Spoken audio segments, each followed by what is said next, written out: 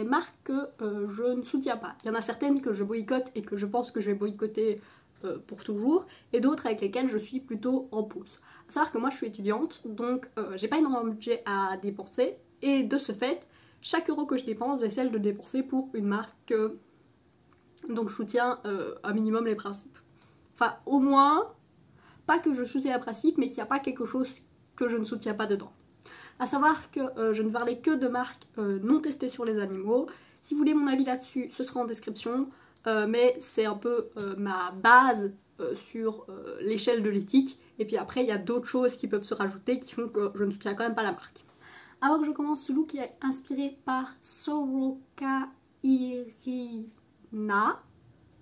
Je pense pas prononcer son nom correctement, mais là il y a sa photo, son compte sera en description. Toutes les personnes que je vais citer et toutes les sources seront en description. J'essaierai d'avoir au moins une source par marque, que ce soit une vidéo ou pas, pour donner un peu plus de contexte. Le premier groupe de marques dont je parlais, ce sont des marques dont le propriétaire a fait une ou plusieurs choses que je trouve pas correctes, et donc j'ai pas envie de donner mon argent à ce propriétaire de cette marque. Du coup, à savoir que il y a beaucoup de gens qui disent que le boycott ça ne sert à rien et que ça mène jamais nulle part. Alors, je vais vous dire, il y a un cas où ça a marché et maintenant je peux considérer que ça puisse marcher parce que nous vivons dans une société et la seule chose une des seules choses avec laquelle on peut donner notre avis, c'est notre argent. Du coup, il y a un cas où ça a marché qui est le cas de Kat Von D. Si vous ne savez pas, Kat Von D avait une marque qui s'appelait Kat Von D Beauty. Il y a 2-3 ans, il est apparu que Kat Von D était anti-vax et il y avait énormément de rumeurs de racisme et d'antisémitisme qui roulaient en fond depuis pas mal d'années. Et l'anti-vax a été la goutte d'eau qui a fait déborder le vase et il y a eu un boycott de masse de cette marque. Et Kat Von D n'est plus à la tête de Kat Von D. Et la marque a changé de nom, s'appelle KVD Vegan Beauty. C'est Kendo qui est la méga corporation qui en est propriétaire maintenant. Donc c'est la même corporation que pour Marc Jacobs Beauty ou Fenty. Et du coup, Kat Von D n'est plus dans la marque. Et c'est un cas où le boycott a fonctionné. Si vous voulez plus d'informations, il y a Illuminati qui a fait une vidéo là-dessus. Donc, ces marques où le propriétaire n'est pas quelqu'un que je veux soutenir, il y a Jeffree Star. Jeffree Star qui, au-delà de essayer de détruire des gens sur le YouTube par son influence, il a aussi fait des choses extrêmement racistes et à un moment c'est la goutte d'eau qui fait déborder le vase. Il y a la vidéo de D'Angelo Wallace et j'essaierai de trouver une vidéo parce que D'Angelo s'arrête sur les 2 dernières années et j'essaierai de regarder une vidéo qui parle de ce qui s'est passé avant, mais c'est vraiment, entre guillemets, c'est pas juste des micro-agressions, c'est vraiment directement du racisme, de la discrimination pure et dure, parce que c'est trop bien. La deuxième marque qui rentre dans cette catégorie, c'est Too Faced, donc Jared Blandino est le propriétaire de Too Faced, et au-delà du fait que Too Faced fasse des... Je suis quelqu'un qui trouve que le marketing basé sur le sexe est quelque chose que juste je n'ai aucun intérêt pour cela. Je ne vois pas comment ça peut faire vendre d'appeler ton masque avec des paillettes glow job. Non. Du coup, au-delà de ça, au-delà du fait que tout ce qui n'est pas permanent dans la collection de Too Faced soit de très mauvaise qualité, de ce qui s'est passé avec Nikkie Tutorials. Donc la première chose qui s'est passée avec Nikkie Tutorials, c'est qu'il y a des années de ça, elle avait fait une collection avec eux, ils avaient fait une palette et c'était un set avec d'autres choses dedans. Et le principe c'est qu'en gros la palette qu'elle a reçue et tous les échantillons qu'elle a reçus n'étaient en rien la qualité de ce que la palette a été quand elle a été mise sur le marché, et ce qui a été mis sur le marché était une formule beaucoup moins chère à produire de manière à ce qu'ils puissent faire un maximum de bénéfices. Et Nikkie Tutorials en plus il y a eu des problèmes de contrat avec tout ça, donc déjà Too Faced c'était déjà plein de problèmes de ce côté là. Ensuite il y a eu le Rich Life Matter Cake. c'était son anniversaire, il y a une photo de Jared Blandino avec un cake où il fait marquer Which Lives Matter. Voilà. Et donc moi à ce moment-là je suis déjà plus Too-Faced, mais ce qui a été la goutte d'eau qui a fait déporter le vase, ça a été que donc quand Nikki Tutorials a fait son coming out en tant que femme transgenre, ce qui s'est passé, c'est que la sœur de Jared Blandino, qui était dans l'entreprise et qui avait un poste assez haut, est allée faire des remarques transphobes, mais pas des petites remarques transphobes, genre elle a changé sa bio Twitter, sa bio Instagram pour faire des remarques transphobes.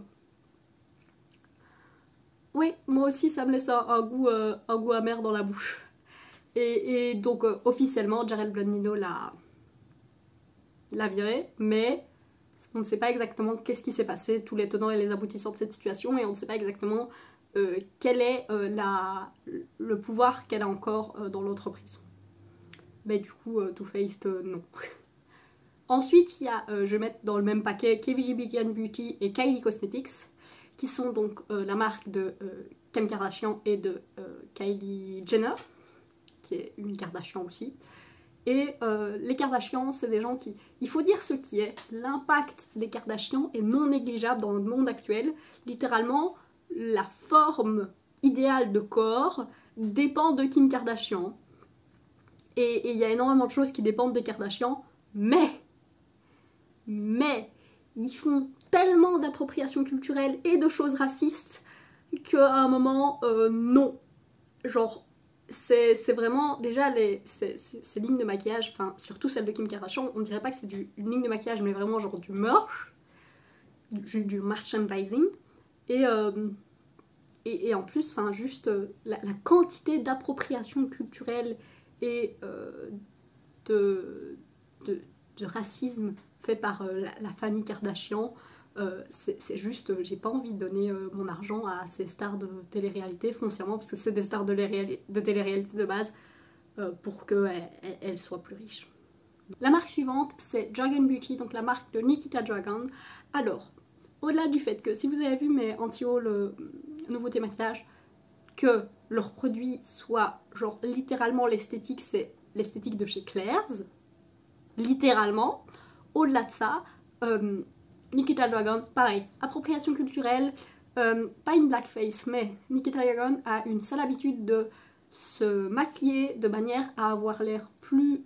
que sa teinte de peau soit plus foncée que ce qu'elle a, et je crois qu'elle a eu les cheveux tressés, enfin tout ça, toute l'appropriation culturelle, donc le fait d'avoir l'air d'être une personne de couleur sans subir toutes les discriminations qui vont avec le fait d'être une personne de couleur, du racisme directement, c'était le Dramageddon 1, c'était Nikita Dragon, le racisme, tout ça, et elle n'a pas arrêté, et aussi elle se met dans les... Et elle va tout le temps essayer de... Enfin, ça ne s'arrête jamais. C'est ça, genre Nikita Dragon continue à faire de l'appropriation culturelle, etc. Elle n'a pas essayé d'évoluer avec les années. Ensuite, on a Anastasia. Alors, Anastasia Beverly Hills, je trouve que là, il y a Smoky Glow qui a fait des vidéos de l'évolution d'Anastasia et pas mal là-dessus, qui sont super intéressantes et qui récapent bien ce qui s'est passé. Et Anastasia Beverly Hills, donc de base, a été créée par une maquilleuse professionnelle qui s'appelait Anastasia et qui avait un style très... La palette Soft Glam représente bien le style de Anastasia. C'est vraiment un style genre make-up pour se marier. Très, très classe, très glamour. Et c'était vraiment la marque où, genre, il y a 2 ans, Anastasia, peu importe ce que Anastasia sortait, la communauté YouTube allait en dire du bien, automatiquement. Parce que tout le monde voulait essayer chaque palette d'Anastasia. Les palettes se vendaient extrêmement bien. Entre Modern Renaissance et Subculture, il y a eu 1 an et demi. Puis après la palette suivante, qui était la palette Norvina, il y a eu 1 an au moins. Donc il y avait énormément de temps où c'était Soft Glam, je sais plus. Mais il y a eu pas mal de temps à chaque fois entre chaque palette. Et chaque palette était énormément aimée. Et tous les autres produits étaient vraiment aimés, vraiment reconnus. Les gens... Genre Anastasia, c'était la marque des cool girls, quoi. Et puis après, ce qui s'est passé, c'est qu'il y a Norvina, donc qui est le surnom de la fille d'Anastasia, qui a pris plus de contrôle dans la marque, et ça a commencé par la palette Norvina, qui est une palette qu'elle a fait, qui est la palette qu'elle a fait avec la marque. Et elle a pris de plus en plus de contrôle, ce qui est arrivé à 2009, où je pense qu'il y a eu un truc avec de l'entrée en bourse ou des investisseurs, mais en tout cas ils ont dû produire beaucoup plus de palettes, et ils ont sorti même une sous-marque Norvina dans la palette Anastasia, ce qui fait que genre entre juin et septembre, ils ont sorti genre 6 palettes, genre 3 grandes et 3 petites Norvina. Il y a eu la Jackie Aina, la Carly Bible, la Riviera, ça c'était plus genre en avril. Il y a eu la Alyssa Edwards. Tout ça sur genre pas longtemps. En plus de sortir énormément d'autres produits comme le fond de teint. Je pense qu'il y avait les liners crème, enfin les liners cake. Et ils sortaient toutes les semaines. Il y avait juste même un felt tip liner.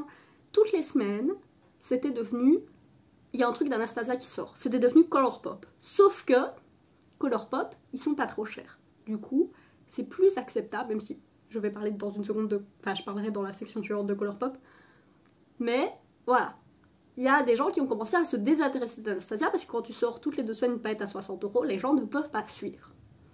Et cette année, ça s'est vraiment calmé. Genre, ils ont sorti une palette sur toute l'année. Et à la fin, il y a eu une petite soft glam. Mais c'est vraiment tout, à peu près tout. Il n'y a pas énormément de choses qui sont sorties cette année. Mais le truc qui a vraiment... donc déjà ça, il y a pas mal de gens qui est en mode j'ai plus spécialement envie de soutenir Anastasia.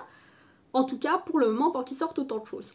Mais ce qui s'est passé, c'est que... Alors, je n'ai plus le nom de l'influenceuse. Mais il y a une influenceuse de couleur qui... connaissait Jackie Aina, donc Jackie Aina qui a fait une collaboration avec Anastasia et qui allait lui demander s'il y avait moyen de travailler avec la marque en lui disant voilà, moi pour X poste, par poste, je vais te payer autant.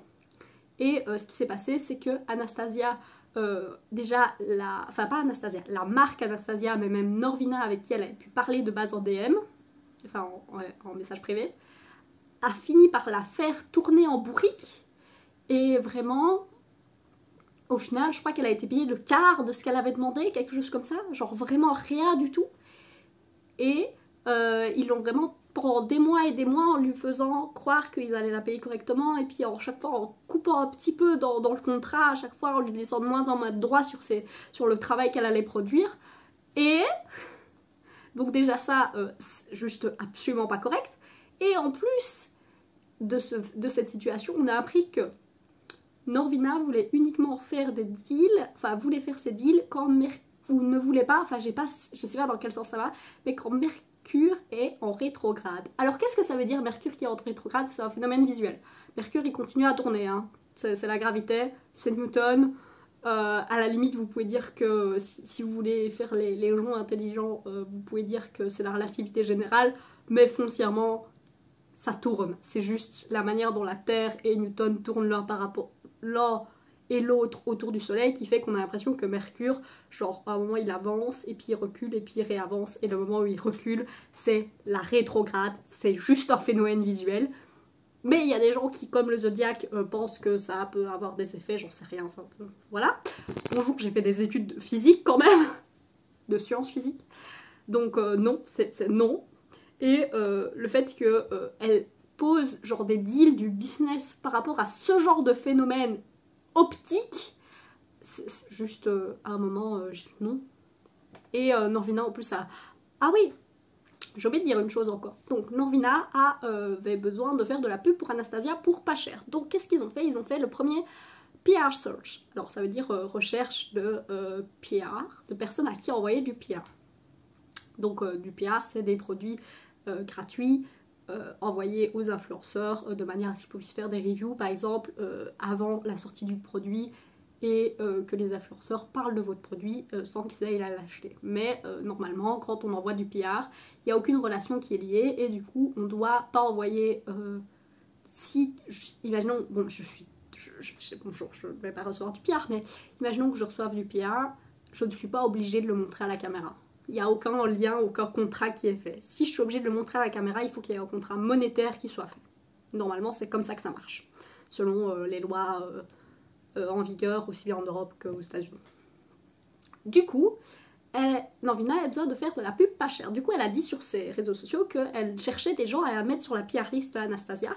Et de ce fait, pendant genre des mois, il y a tout le monde qui utilisait uniquement des produits Anastasia en les taguant sur toutes leurs photos de manière à réussir à finir sur cette PR list en sachant que Anastasia était encore la marque Cool Girl à ce moment-là.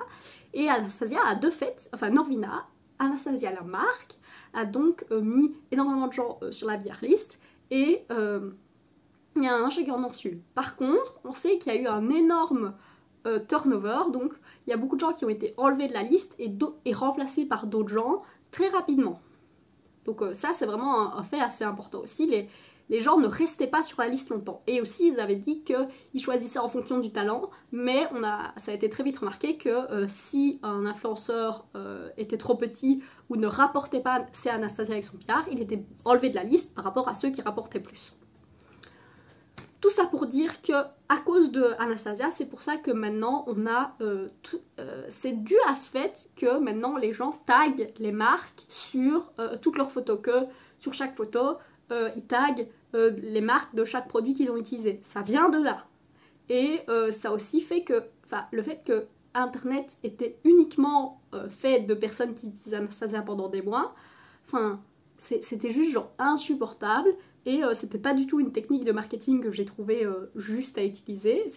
Foncièrement, c'était du marketing gratuit.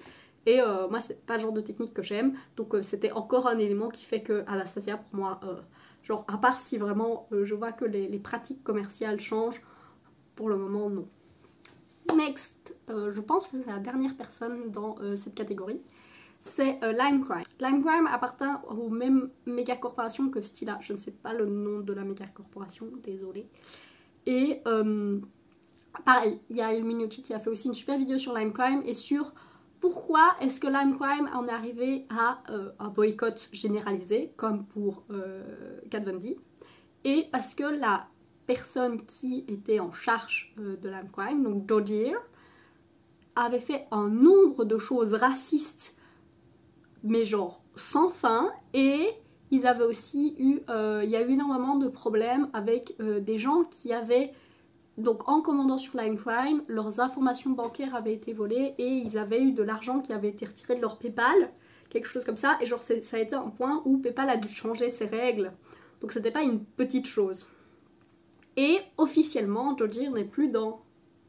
Officiellement, n'est plus dans cette marque. En tout cas, elle n'est plus la personne qui possède la marque, puis la marque appartient à une méga corporation. Mais le truc, c'est que, de ce que j'ai compris, elle est toujours appliquée, c'est toujours elle qui est la directrice créatrice. Et il y avait Jackie Sa qui avait fait 2 vidéos sur Limecrime il y a quelques années, et les gens ne répondaient pas au fait de si Dodir était toujours là, donc je pense que, selon ce que j'ai compris, Dodir est toujours appliquée. Et le but du boycott, c'est qu'elle soit plus appliquée, donc moi j'ai toujours pas envie de soutenir Limecrime.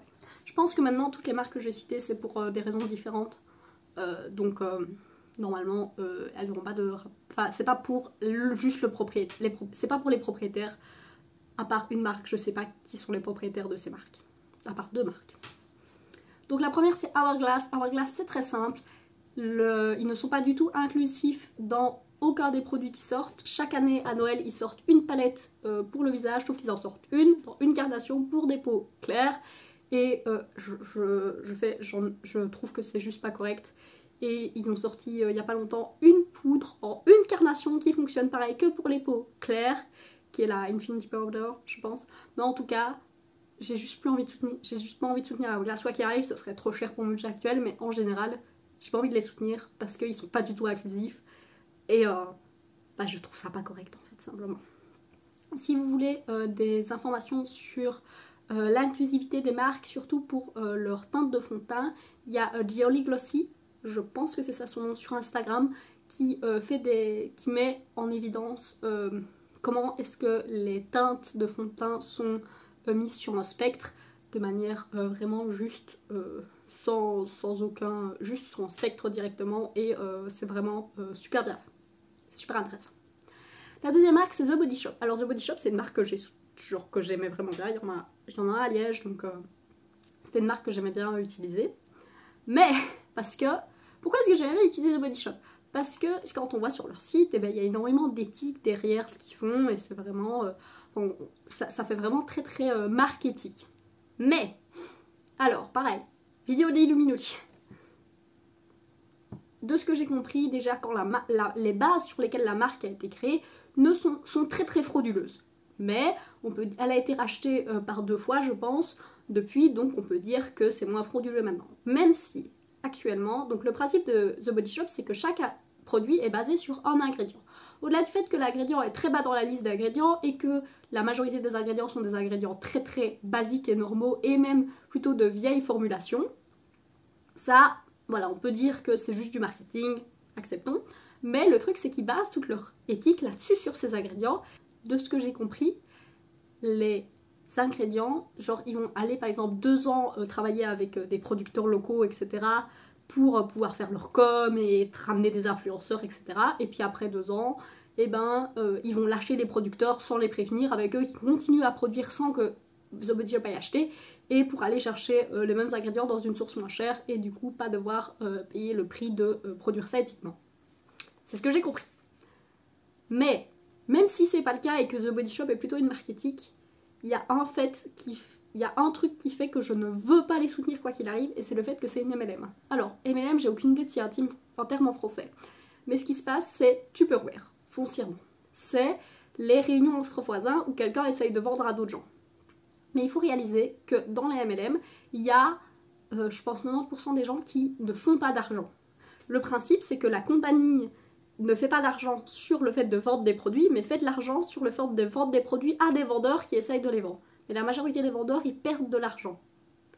Et du coup, c'est vraiment un système qui est encore très très posé sur la précarité de personnes comme des mères au foyer, enfin des parents au foyer, et de personnes avec peu de revenus, sur de la précarité, pour essayer de que ces personnes sentent comme si elles allaient faire de l'argent, mais que foncièrement ces personnes ne fassent pas d'argent.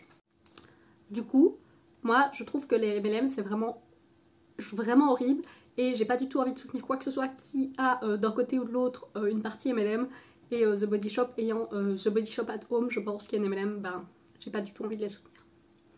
Ensuite, on a Colourpop. Donc, Colourpop, c'est une marque américaine qui fait partie de la corporation Seed Beauty, donc c'est la même qui a KKW et Kylie.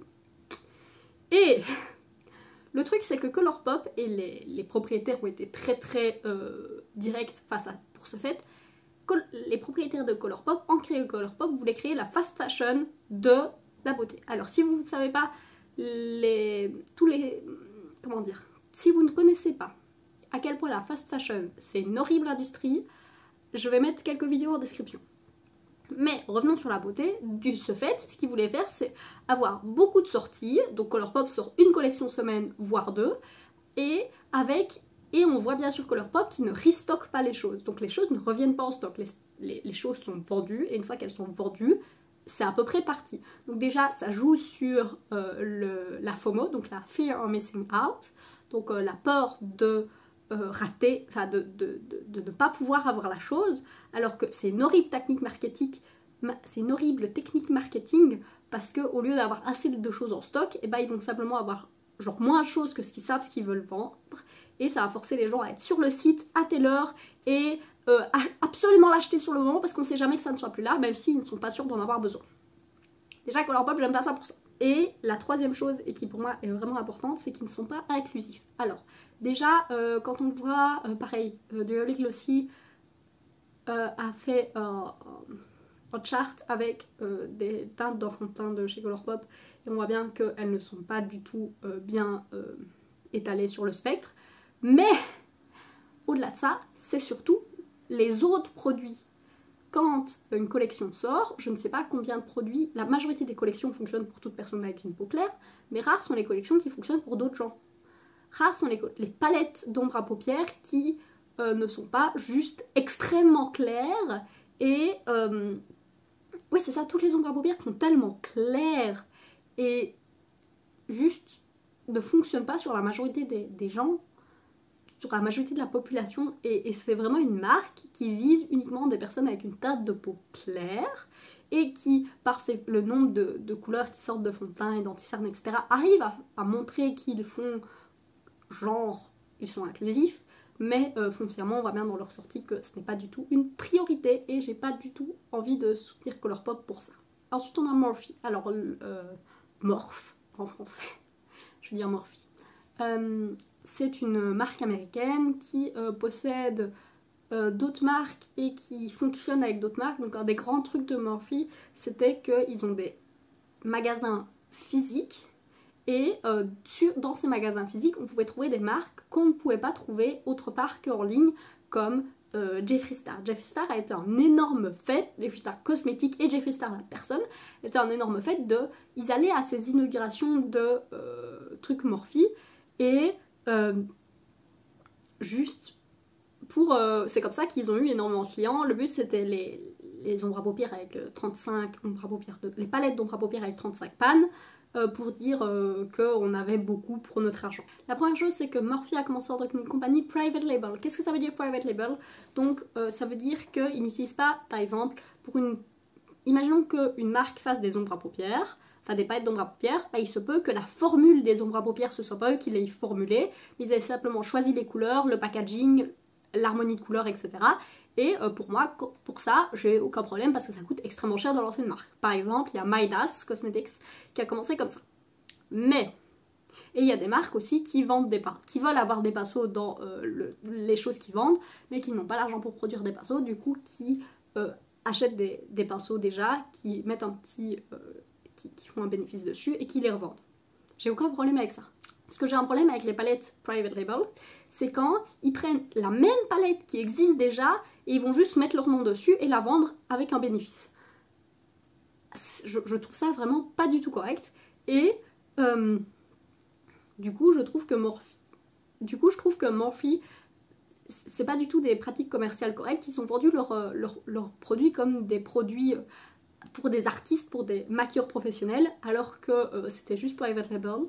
Et ils ont aussi créé le système des codes. Alors, le système des codes, c'est qu'il y avait des influenceurs qui recevaient un code affilié avec Morphe. Ce qui veut dire que chaque chose qui était achetée par des consommateurs en utilisant ce code, alors nous peut-être on avait 10% de réduction, mais l'influenceur gagnait aussi 10% sur le produit. Ce qui est énorme, ce qui veut dire qu'il y a 20% d'augmentation du prix juste pour pouvoir faire fonctionner ces codes avec les influenceurs. Déjà. Et du coup, de ce fait, il y a énormément d'influenceurs qui faisaient une review de tout ce que Morphe sortait et qui, ils parlaient de vraiment tout ce que Morphe pouvait faire comme produit juste parce que ce code fonctionnait. Et aussi, il faut savoir que maintenant, tout le monde, enfin, c'est assez connu qu'est-ce que c'est un code affilié, qu'est-ce qu'un code non affilié, mais à cette époque-là, rien n'était dit sur le fait que les codes étaient affiliés. Donc les gens ne savaient pas que les influenceurs poussaient les produits parce qu'ils en faisaient de l'argent. Il y a genre une rumeur qui dit que Jacqueline Hill n'a plus besoin de faire de vidéos parce que ses codes Morphe lui font assez d'argent juste en eux-mêmes. En parlant de Jacqueline Hill, alors la première palette qui s'est passée avec Morphe, j'ai rien à y dire. Il y a un peu des trucs avec Makeup Geek, mais sinon j'ai pas grand chose à y dire. La deuxième palette, si j'ai des trucs à dire sur la première palette. La première palette, quand elle est sortie, elle était vegan, c'était un grand parti c'était un des trucs de la promotion, et la palette n'est plus vegan maintenant, ils ont changé les ingrédients, ils ont mis de la caramide, je sais pas comment dire en français, qui est foncièrement des insectes écrasés pour faire des pigments rouges. Ils ont changé parce que ça coûte moins cher, et du coup la formule ne fonctionne plus pareil, et le produit est plus vegan, sauf que Morphe a absolument pas fait de communication là-dessus jusqu'à ce que les gens commencent à en parler. Voilà, c'est pas très correct, surtout que c'est une des palettes les plus aimées en général. Ensuite, il y a eu le Vault, ça a été une débâcle, ce Vault. C'était, donc, Jacqueline Hill devait sortir 4 petites palettes avec Morphe, et les influenceurs ont reçu du pillage avant que les palettes ne sortent, ils ont fait des vidéos dessus, et les formules étaient infâmes.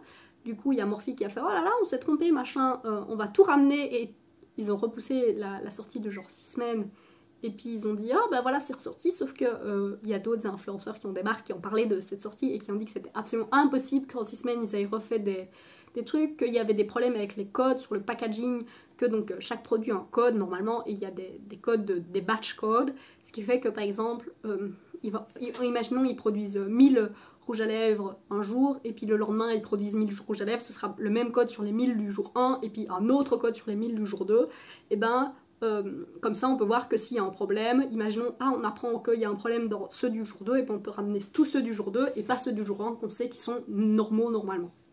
Mais là, tous les batch codes étaient tous les mêmes sur toutes les palettes, et puis quand les gens ont reçu des V2, donc des deuxièmes versions des palettes, il y en avait qui avaient un V2, il y en avait qui avaient des vieux batch codes, donc personne ne sait ce qui s'est passé, ça a été genre une horreur cette sortie, et par contre la troisième palette de Jaclyn Hill, je pense que ça s'est bien passé, mais déjà donc, et Morphe a très mal, genre Morphe a menti à ses consommateurs de manière totalement réelle, a certainement menti à Jaclyn Hill parce que j'ai plus confiance dans le fait de Jaclyn Hill qui dit la vérité que Morphe, et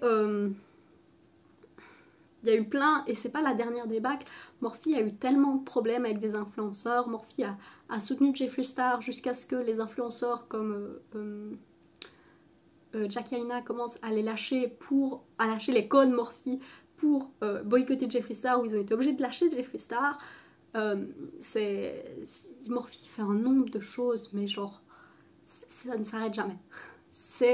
Et tout leur marketing est extrêmement ils tournent autour du pot. Par exemple Morphe Chew, qui est une marque un peu à la Glossier chez Morphe, et ben ils ont utilisé les sœurs d'Amelio, qui sont donc Charli D'Amelio est l'influenceuse la plus suivie sur tout internet à jamais. Elle a 100 millions de personnes qui la suivent sur TikTok, je pense. Mais du coup, elle a une autre sœur qui s'appelle... je ne sais plus comment s'appelle sa sœur, mais elles sont deux sœurs. Et en gros, le marketing faisait croire que c'était une collaboration entre elle et Morphe, alors qu'elles étaient juste le visage du truc, et c'était pour ramener leurs fans à acheter la chose pour les soutenir, sauf que foncièrement, c'était pas une collaboration, c'était vraiment, elles étaient juste le visage du truc. Il me reste deux marques. D'abord, Amy Arts Makeup. Donc Amy Arts Makeup est une marque qui a fait une collaboration avec Amy Loves... c'est peut-être Amy Arts Beauty et Amy Loves Makeup, je pense.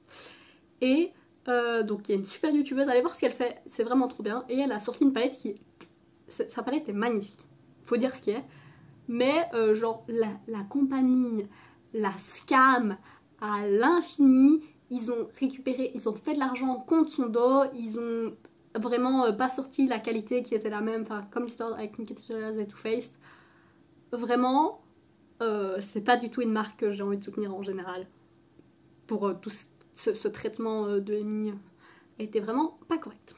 House Lab, c'est la marque de Lady Gaga qui est uniquement vendue sur Amazon. Je n'ai aucune idée si on peut l'acheter sur Amazon France, mais ça m'étonnerait pas. Mais j'ai pas envie de vérifier parce que j'ai pas envie de soutenir Amazon et Jeff Bezos, parce que Amazon traite ses employés extrêmement mal, parce que Amazon a plein de pratiques commerciales qui sont absolument infâmes, et Jeff Bezos est beaucoup trop riche et pas du tout une personne correcte.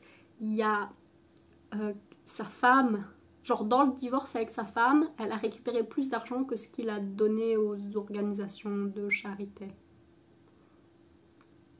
Voilà, et elle a donné genre 17% de sa fortune, un truc comme ça, à des opérations de charité une fois qu'elle a récupéré de l'argent sur son divorce. Donc ça va être une personne déjà plus correcte. Mais du coup, tout ça pour dire que... Et du coup, si lui, il avait donné genre juste cet argent-là, la même chose qu'elle, elle a donné, ça aurait représenté genre 1% de sa fortune. Enfin, ça aurait rien représenté. Tout ça pour dire que Jeff Bezos est une personne pas correcte, que Amazon, j'essaye d'acheter, genre, si j'achète un truc sur Amazon, c'est vraiment genre en dernier recours. Et j'essaye de vraiment le contourner un maximum. Et du coup, j'ai pas envie de soutenir House Lab.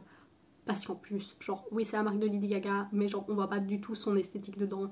La pub qu'elle a fait avec Valentino, que vous avez certainement vu passer sur YouTube, parce que moi, on m'a bombardé de cette pub, et ben, a plus d'esthétique de Lady Gaga que sa propre marque. Et ça, ça me dépasse.